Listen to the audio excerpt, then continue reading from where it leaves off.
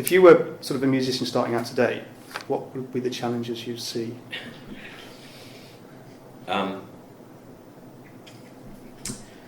God, that's a really tricky one. I mean, the challenge has always been the same, and that's just obviously to get noticed, Right. and or to get what you do noticed. Yeah.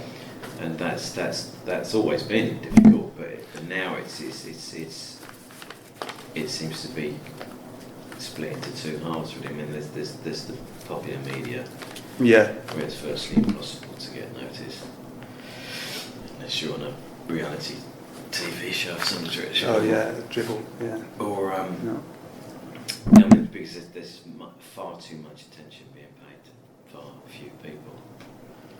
You know, I mean, it's the whole X Factor thing and all that. So, Yeah, it's like the easy ticket, I guess. So yeah, the challenge. But then again, there's internet and there's stuff that you're doing. So anybody can be heard or seen. Yeah. You know? So there is that. I didn't have that when I was young. You had to go through the appropriate channels. You know. Yeah. But there are alternatives now, which is a good thing. Yeah. Yeah, it's definitely evolved a lot since that time. Just touching on that, then, what was your obviously? Would you say there's an element of luck to it as well? Obviously, you need the quality sound and obviously image and the whole thing cooked together, but You don't necessarily need it, but you do need the luck. Yeah, sure, you definitely need. Yeah, no, I was massively lucky. You know, you don't appreciate it at the time because I was because you're surrounded by people who you know telling you it's going to happen. Yeah. You've been given this record contract and you're making this record and you've got top producers and you've got it's all happening for you, so you've got no doubts in your mind that you're going to release a record and loads of people are going to buy it. Yeah. And that happened. Yeah. But then you look back and you think, well, actually, that didn't happen to many people. That was just that's the luck part. That's just why do they buy mine and not someone else who was going through the same thing? You know. Yeah. With equally or more talented than I was. They just didn't get a look in. Yeah. I mean, to a certain extent, I suppose you create your own luck as well at some point, don't you? Obviously. Well, you grab your chances. Yeah, you don't miss your chance. You Yeah. I suppose mentally you've got to be prepared to, like, have the radar going at that time and take the shot. If the opening comes up, you've got to probably just jump in there and take it. Yeah, absolutely. Yeah. Yeah. So I mean, to any musician starting out today, then obviously it's it's I think bigger market, bigger competition as well. But I think back in the time, like music media titles, magazines. Are they still around today? That you were like, were you into much like NME and all that sort of stuff back then, or was it? I used to read it. I was I don't think they would have ever deigned to interview me because I was the wrong kind of musician for them. No. Yeah. But yeah, I don't even know if they do exist anymore. I don't know if they do. At a music newsstand to see if there's. Not see it's Q and things like that. Yeah, sort of. More glossy things, but the sort of weekly Melody Makers, Record Mirror. I mean, one of my first breaks came because I advertised in Melody Makers. Oh, you did? I advertised for management. Oh, you did? Okay, that's interesting. So that was, and that was because it was the paper that everybody looked. Any muso, you looked in the back for employment or opportunities. It was a big deal. So it's quite simple things, ideas like that the obvious things. So not what I would. Sometimes you skip the most obvious things, don't you? You do, yeah. Yeah. Especially when there's so many different ways to do it now. Yeah, it's like too many. There's information overload, isn't it? I think you just got to take the best track. Yeah. And that from that so you got a phone call and then met up with is it MCA you first? Was that the first proper contract? That was the first thing. Did you have a manager at that time? I did, yeah. Well, I tried. I mean, I did try it. Well, I tried this particular A&R man when he was at when he was at A&M Records, but he didn't see it at that time. He gave me some vague words of encouragement and then sent me on my way. Pushing in the right direction, sort of thing. Not really, because when I eventually did get the deal, it was the same. It was the same demos. It was the same. Yeah. It was the same thing, but he said yes instead of no. Because I had a manager going, go on. Go on, we're going to do this. This is really going to help. It just seems to be easier for someone else to shout your praises than. You think so? It's important do it to yourself. have. Yeah. So you need that. But finding, that's a whole. That's another channel. That is finding good management. I think that's a massive thing, isn't it? Because if you get hooked up with the wrong outfit, then you're going to go head off in the wrong direction. And then you're not going to get back. Bad management do a huge amount of damage. It's a huge amount of damage. Part of Melody Nights, we're sort of managing some bands and working closely with some others that we like and stuff. And again, like you say, that they're coming to us, like making noise to try and push them and get more gigs and get more exposure. And I think you have to kind of just step back sometimes and say, okay, well, we can't really help you, or we can. It's one way or the other. We'd like to help you, but obviously, but then we're a bit more selective about who you work with, rather than like the manager saying, "I'll take you on board and I'll make you famous and I'll take you to the right places, introduce you to the right people," and it's all a lot of hot air. But I think if you get someone if you're lucky, and get the right person, so and then it keeps you on the, just that moment meeting or that contact that you've got can just set up the whole future, I guess, just in a bit of an instant. Do you have in contact with that person now? Are they still around? I have got contact with them. In fact, I used my manager twice. He managed me through all the madness of the 80s, and then when I released another record I started making records again in '98. He was on board for the 2 records, I think. Right. But we're still in touch. And if you weren't a musician, what would you? Where would you see yourself today? I know you worked for the Department of Employment. I did, yeah. Do you know what? I'd probably be sitting at the desk still. Sitting at a desk, bored stupid. Yeah. I really would, because I'm not. I can't do anything else. I'm not. Who knows? Who knows? I might have qualified as something. But I can't imagine doing anything else.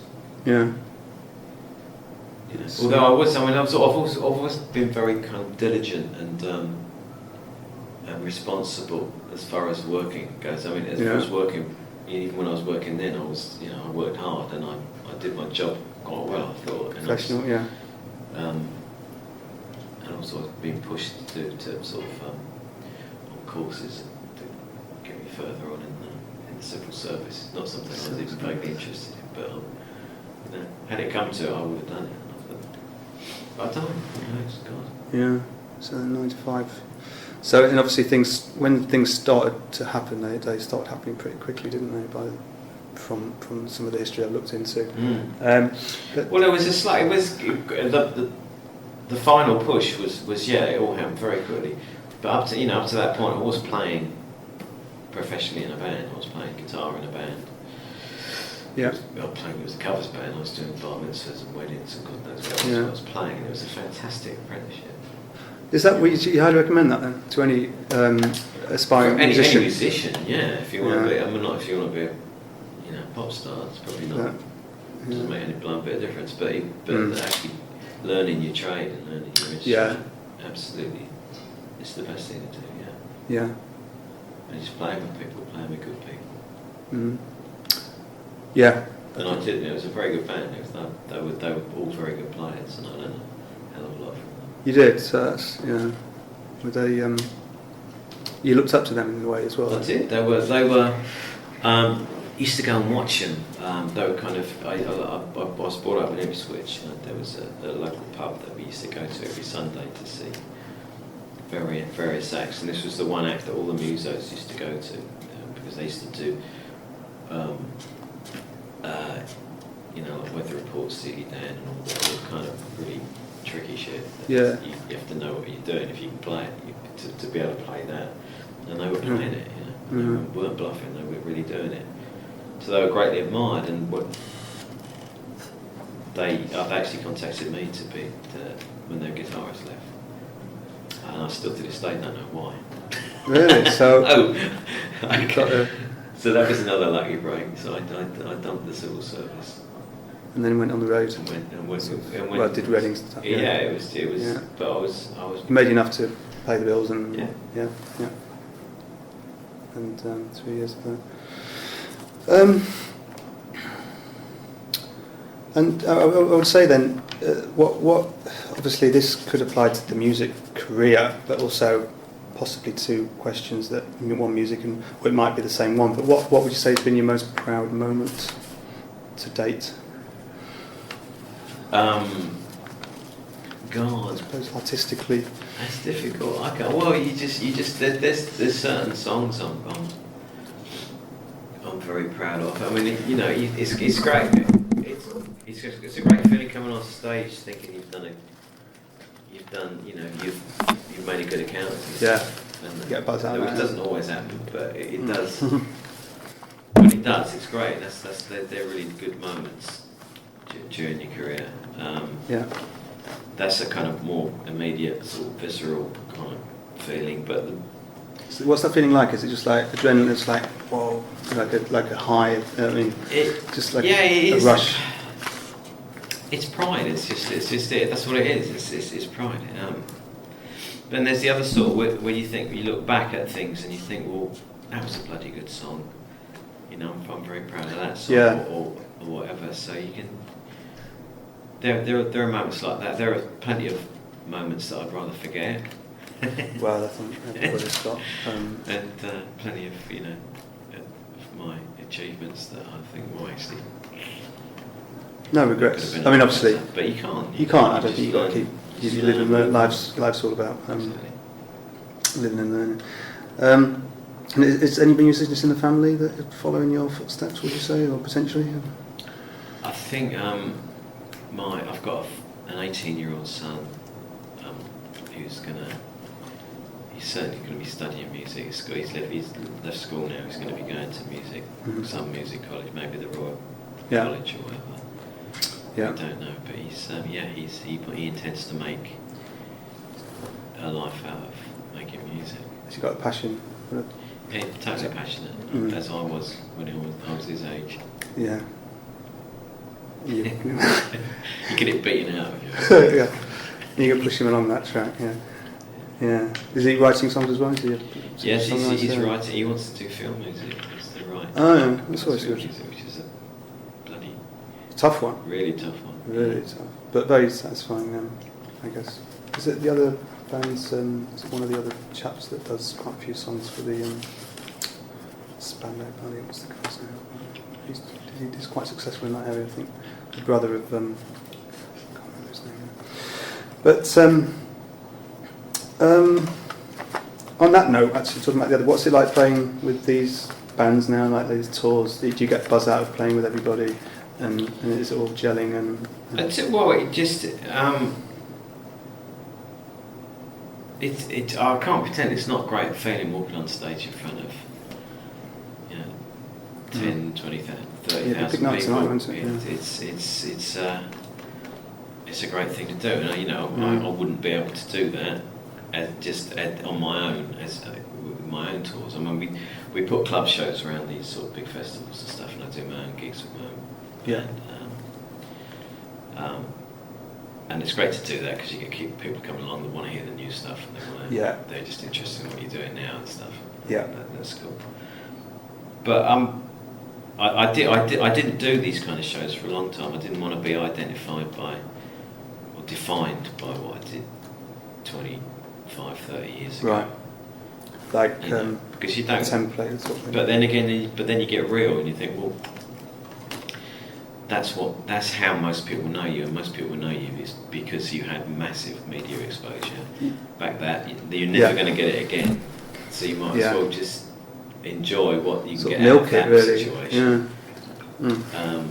Which I do, and it's fun. It's fun mixing with your old friends and people that I've, loads of people I've made acquaintances doing this that I didn't, have during that time. Beauty thing. I didn't.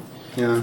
You'd fleetingly see people, but you wouldn't really form any kind of relationship because they'd be off somewhere and you'd be off somewhere else. Yeah. Yeah. So it's like a community spin. It is. Yeah. We've all had a good old kick in on the way down, and we're all in the same boat. It's a good camaraderie. Yeah. I was looking at some early interviews, I think on YouTube or some channel like that, and back in the early 80s, obviously when you was on all these Saturday morning TV shows and everything, Swap Shop and all that sort of stuff, and you seemed at the time very level-headed about the fame. Obviously, 84 was a great year, and you seem to sort of take it all in your stride, I would say, which is a good thing, I think, balanced. But the question was, did you ever kind of lose it? You know what I mean? Because obviously, did it ever go to the point where you thought, oh, massive success, or did you keep? Yeah, very... I wouldn't have said I dealt with it very well at all, to be honest. Yeah? No, I wasn't. You can't. It's like be careful what you wish for, you know. Because I'd basically been given what I wanted. You know, I'd been given what I dreamt about. Yeah. Dream come true. But it wasn't quite as I imagined it, and I wasn't prepared for the whole fame thing and being sort of public property. Yeah. Yeah. I found that quite difficult. Yeah, and I did have a few moments in sort of in hotel rooms and whatever around the world, sort of TVs out the window. Well, not TVs out the window. Yeah. It's just. But we were very good about it. We used to trash hotel rooms and then clear it up afterwards. So and leave note for the it's my upper middle class, well, my middle class upbringing. Yeah. Well, yeah, you brought up in a. Yeah. Where you were born actually? I was born in Bristol. You were born in Bristol, yeah. I was brought up in Ipswich. You still got relatives, family tree still all around that area? No, not really. My parents are gone now. But so I haven't really got any. I've got a few old mates back there. Yeah. So local pub when you get back. Yeah. Are you going to write a book or anything like that? Have you ever sat down and done that? I've never. I mean, I've never thought anybody would be vaguely interested in what I've got to say about my life. You know, it kills me when you get sort of 18, 19-year-old reality TV stars writing their life story. Like, I'm really not interested. So I did write. Bizarrely, I wrote a children's book. I've got a dear friend that's a children's book publisher, and he asked me to write a book for young adults about the music business, which I did. But it ended up not really being for young adults, and it was because it was probably over there in the humour was quite vitriolic and aimed at the music business. It was me getting a lot of shit out of my system. Yeah, was it? But it's quite a good read. It's quite a funny read. But no, I wouldn't consider doing it. What's it called? It was called. There was a series of books called Spilling the Beans. Oh, good title. And this one was called Spilling the Beans on the Music Business. But it's only it's a little. But I am a published author, I can tell people. Okay. Next up, Hollywood. What do you do to relax? I mean, obviously when you're not touring, do you have that? Are you in a garden or are you on a golf course? Or I'm on a golf course, yeah, not very often. Oh, yeah. I'm on a golf course. I play comedy golf. It's one of those things that's about the only thing I've absolutely crap at that I've kept doing. You stuck at it? Because I like being good at stuff, and I can't. But I'm not good at that. So give up. I'm really absolutely shy. It's a lifetime to master it, isn't it? Do you like watching it on TV? Yeah, I love watching golf on TV. It's very relaxing. I love it. Yeah. Yeah, it's nice. Yeah, it's a nice day out, isn't it? What a stroll around the golf course. Just got to touch on briefly Live Aid. I mean, how do you rate that was that like professional achievement, would you say, landmark? Because obviously it's such I don't know about an achievement. I mean, I was around at the time and I got asked. Yeah. It wasn't an achievement being there, I don't think. Yeah. But it was an astonishing thing to be a part of. You got good memories of that day? Yeah, mostly, yeah, apart from the horrible moment when I forgot my words in front of 4 billion people, however many there were. But it was a great day. It was a great day. And I was on relatively early, so I could kind of enjoy the rest of it after I, soiled my underpants on several occasions, because it was really scary. Was it? I guess. It was totally scary. It was about absolute blind fear. because you didn't know none of the because no one had a sound. Well, very few people had a sound check or anything like that, or even a line check. Really? So you just basically your gear was on this revolving stage that kept sticking. Yeah. It didn't work properly.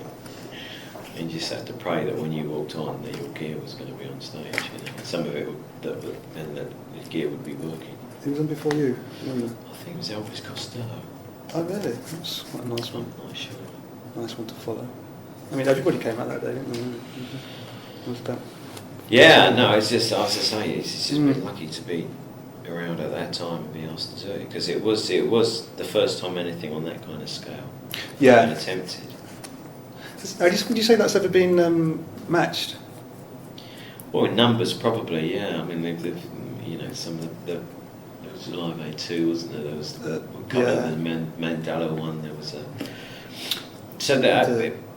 Freddie one was quite big, wasn't it? It was, you know, but the thing about when we did it was just the technology wasn't really there to do it, so it was all kind of, the whole thing was stuck together with gaffer tape. It was just, really? It's like the Apollo moonshot. You can't believe they actually got to the moon with that technology. You know, both did. Well, yeah. And for next 2012, are you anything? Any kind of agenda? I'm working on an album at the moment, which should be out sometime in 2012. So there'll be some. I didn't promote the last 2 albums at all. I just sort of just wanted to make them. Yeah. And chuck them out there. Satisfaction out of it. Make them available, and that's all. But I probably will do a little bit of promotion for this. One, see how much. You got a name of it? Yeah. It's just probably going to be called 8. 8? Because it's the 8th album, and we can't think of another name. That's like one of these places, those bars, isn't it? When you open up a place, what should we call it? What's street number? That's 125. Just leave it as it's 125. They often work actually quite clicky. Going on from that, who do you admire most in the music industry today? And is there anybody that really kind of just singing person? If you say industry, I just think of it. I don't like the word industry. I know what you mean. You're talking musically, presumably, not business. Well, both business as well.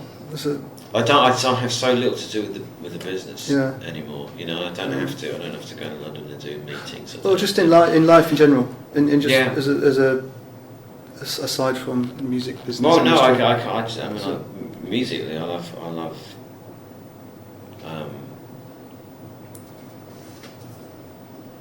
I love anything that's just done really well. I love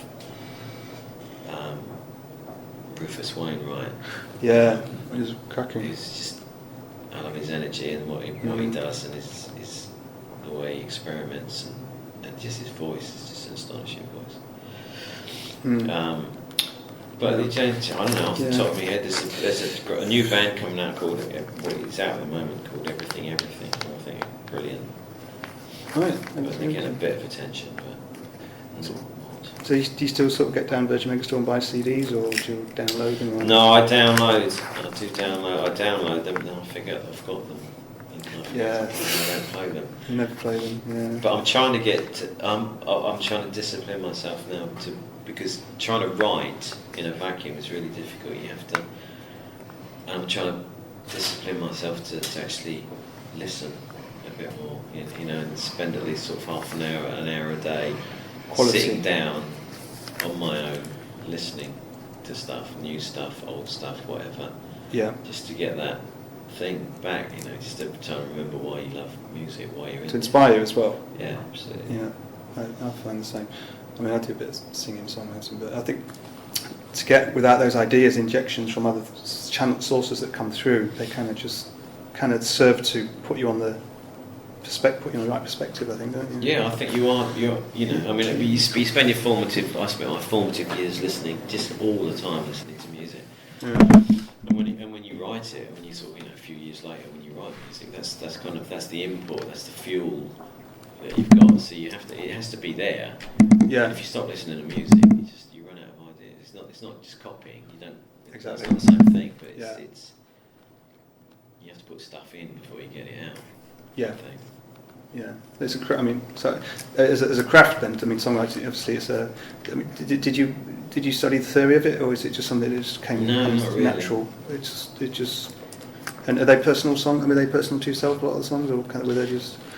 More recently, yeah. But back in the day, they weren't really. I was frantically.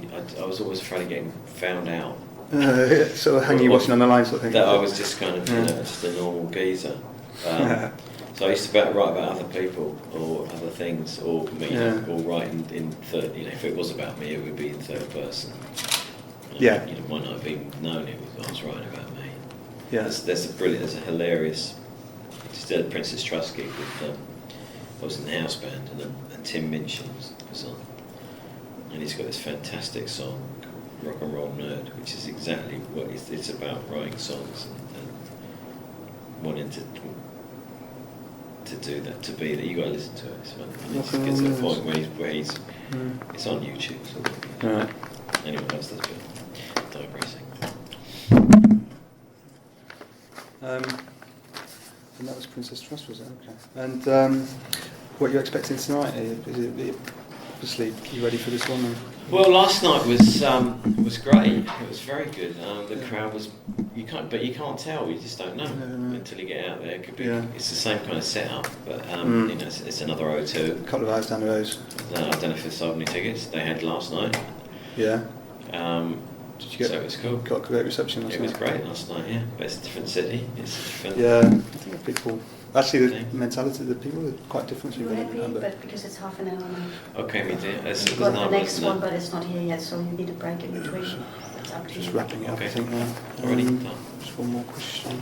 Are you getting fan mail still and stuff? Do you people sort of write to you? They still snail mail? contact the. I get the odd bit of snail mail, but mainly they contact me through the website and Twitter or whatever. You know. Yeah, do you tweet and all that? I do. Okay, yeah, I'm not very good at it. I'm rubbish at it. Really. But I do occasionally have little surges, little bursts. Usually when I've had too much red wine, which is not. I know the feeling. Regret It's not it the quite. next morning. Yeah. Yeah. Oh, did I say? Hit that delete button. Oh, I don't know. Can you delete tweets? I don't know. Not really. Once they're out there, they're out there. I'll pick it up. Great. Okay. Well, really appreciate your time, Nick. Very Can I just thankful take a for picture that. of the two of you in Could we front just of take?